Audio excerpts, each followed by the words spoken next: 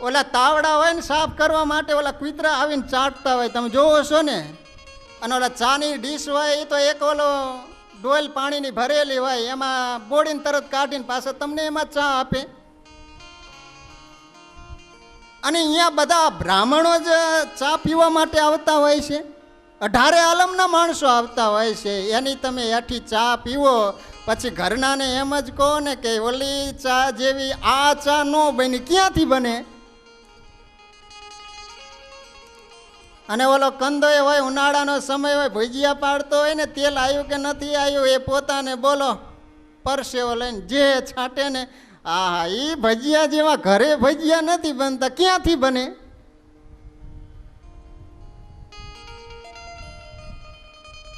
માટે ભક્તજનો ખાસ વિચાર કરજો, આ બધી વસ્તુ ખાવા જેવી નથી.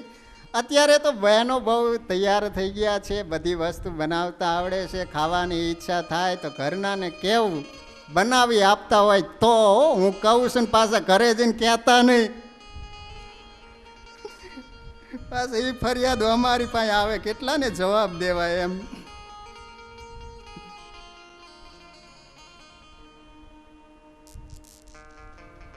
સ્વામિનારાયણ ભગવાને સંતોને બોલાવીને વાત કરી છે કે સંતો,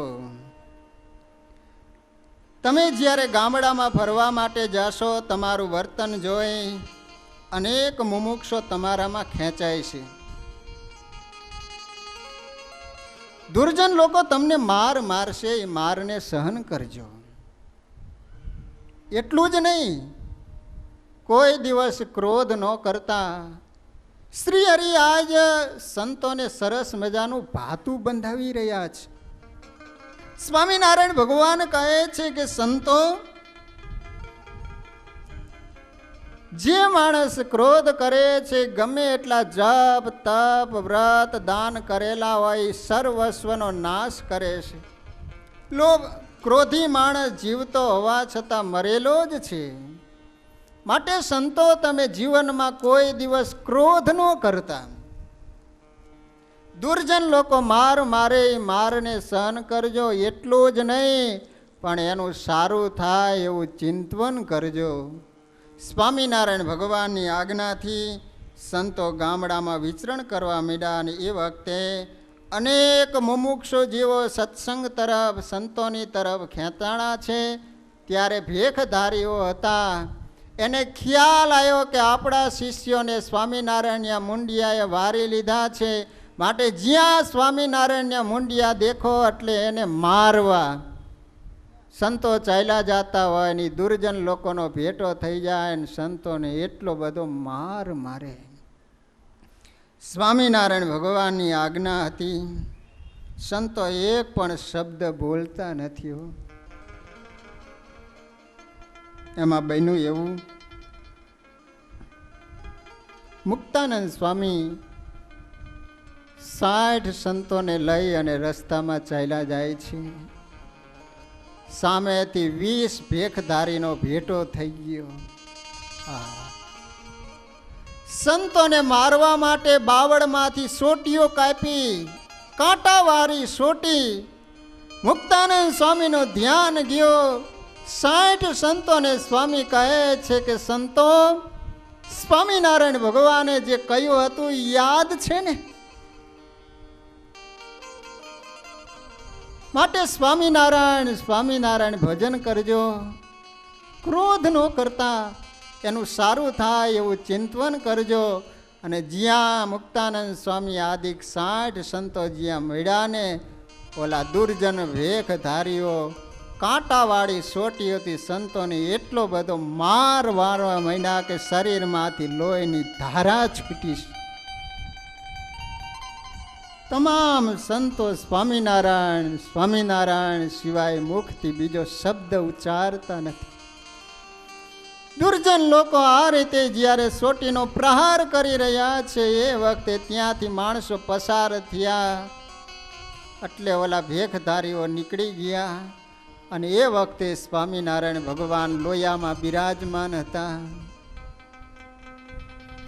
મુક્તાનંદ સ્વામી 60 સંતોને સાથે લઈ અને ભગવાનના દર્શન કરવા માટે આવ્યા.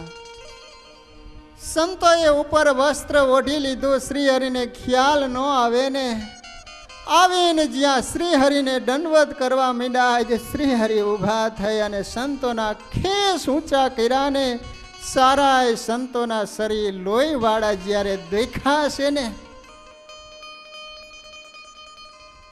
જોયા સહુ સંતોના શરીર પોતે ધરી શક્યા નહીં ધીર.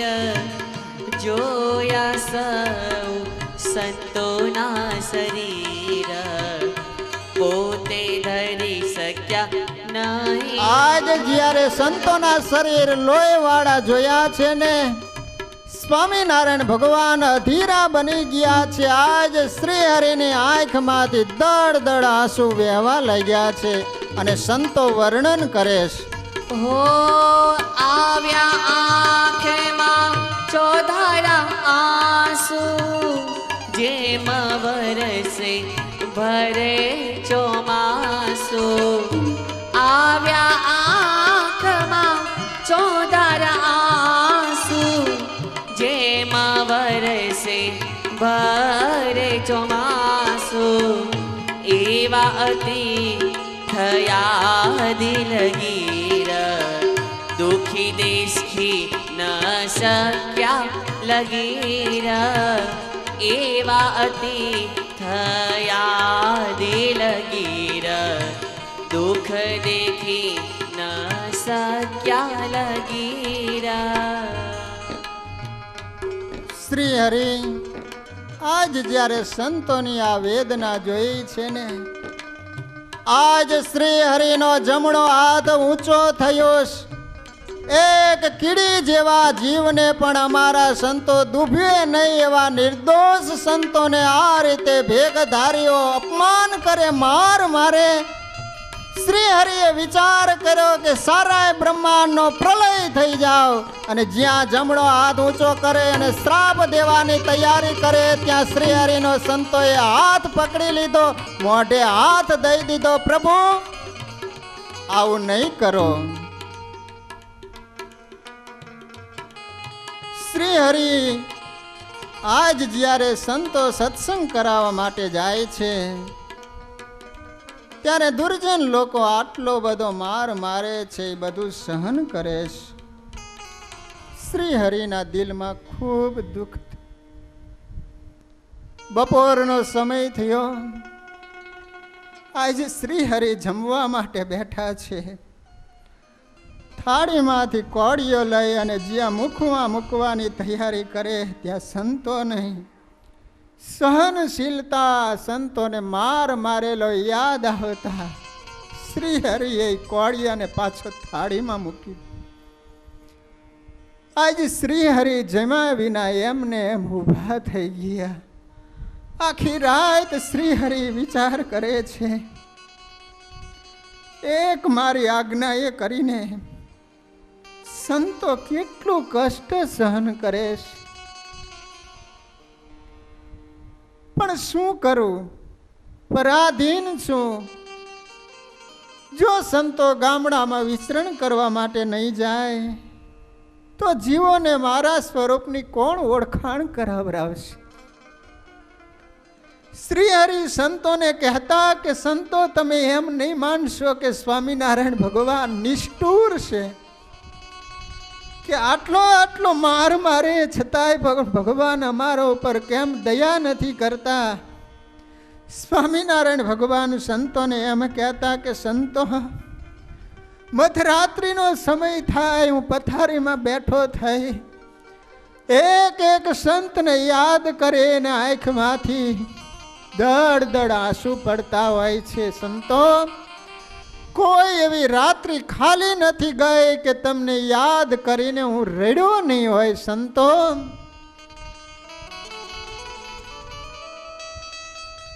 સંતોએ ખૂબ કષ્ટોને સહન કર્યા.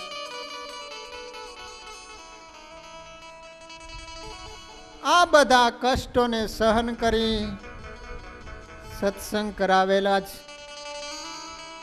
માટે ભક્તજનો આવા સંતોને કાયમ સવારમાં યાદ કરજો. બ્રહ્માનંદ સ્વામી, ગોપાળાનંદ સ્વામી, દેવાનંદ સ્વામી, પ્રેમાનંદ સ્વામી, કેવા સમર્થ સંતો.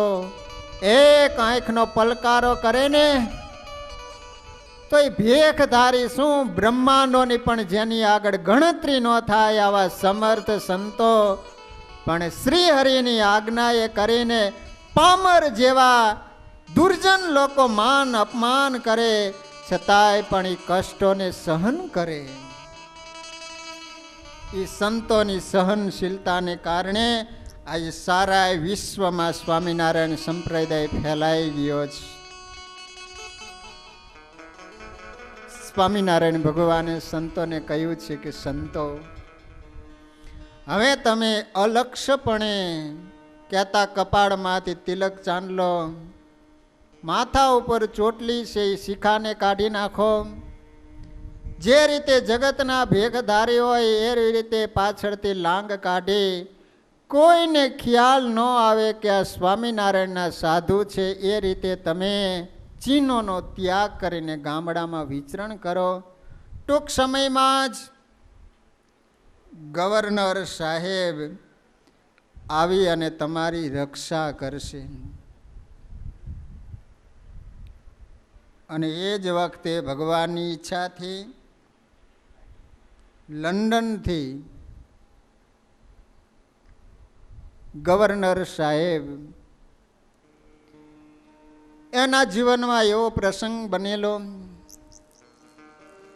એકવાર હાથી ઉપર બેસી અને જંગલમાં શિકાર કરવા માટે જતા હતા. એમાં બરોબર સામેથી સિંહ આવ્યો. આમને ગોળી બાર કર્યો, શિકાર છટકી ગયો અને ઓલી સિંહે ત્યાં તરાપ મારી. એ જ વખતે આકાશમાંથી કોઈ દિવ્ય પુરુષે આવે અને રાજાને ઊંચકી લીધા. સિંહ થકી રક્ષા કરી સ્વામિનારાયણ ભગવાન અદ્રશ્ય થઈ ગયા. ત્યારથી સાહેબ વિચાર કરે છે કે જે પુરુષે મારી રક્ષા કરી પુરુષ ક્યાં હશે. એ પુરુષની શોધ કરતા કરતા રાજકોટ આવ્યા. ત્યાં એને ખ્યાલ આવ્યો કે ગઢપુરમાં સ્વામિનારાયણ ભગવાન અત્યારે ધર્મોના સારા એવા કાર્યો કરાવી રહ્યા છે. માણસો દારૂ માંસ ખાતા હોય આવા અંધશ્રદ્ધામાંથી શ્રી હરિ બધાને મુક્ત કરી રહ્યા છે. એટલે તરત જ ત્યારથી એક માણસ દ્વારા પત્ર મોકલાયો છે. સ્વામિનારાયણ ભગવાનની પાસે પત્ર આવ્યો. સ્વામિનારાયણ ભગવાને પત્ર વાંચ્યો. એમાં સર માલ્કમ સાહેબે એવું લખ્યું હતું કે હે સ્વામિનારાયણ પ્રભુ, આપ જો કહેતા હોય તો હું ત્યાં દર્શન કરવા માટે આવું, અને જો આપની ઈચ્છા હોય તો આપ રાજકોટ પધારી અને મને દર્શનનું સુખ આપો. શ્રી હરિએ વિચાર કર્યો કે આવા રાજાને જ્યારે દર્શનની ઈચ્છા હોય તો આપણે સામે ચાલીને એને દર્શન દેવા જવું જોઈએ. શ્રી હરિ અનેક સંતો ભક્તોને સાથે લઈ ગઢપુરથી નીકળી અને રાજકોટ પધાર્યા છે. સર મલકામ સાહેબે વિદેશના બેન્ડ પાર્ટી વાજા લાવેલા એ બધા એનાથી ભવ્યતાથી ભગવાનનું સ્વાગત કરેલું. અને કહેવાય છે કે એ વખતે નહીં પણ પછી સ્વામિનારાયણ ભગવાને એમને શિક્ષાપત્રી આપેલી. કારણ કે સર માલ્કમ સાહેબ જ્યારે પ્રથમવાર સ્વામિનારાયણ ભગવાનને મળ્યા એ વખતે શિક્ષાપત્રીની રચના પણ નહોતી થઈ. અને એ વખતે ભગવાનના એને દર્શન કર્યા. હવે અંગ્રેજ હતા, એને તો કંઈ ખ્યાલ ન આવે કે હિન્દુ સંસ્કૃતિમાં કઈ રીતે ભગવાનનું પૂજન થતું હોય. માથેથી ઓલી ટોપી હશે ઉતારીને શ્રી હરિને સલામ કરી. પછી ખંડિયા રાજાઓ બેઠેલા છે, ઘણા માણસો પણ સભામાં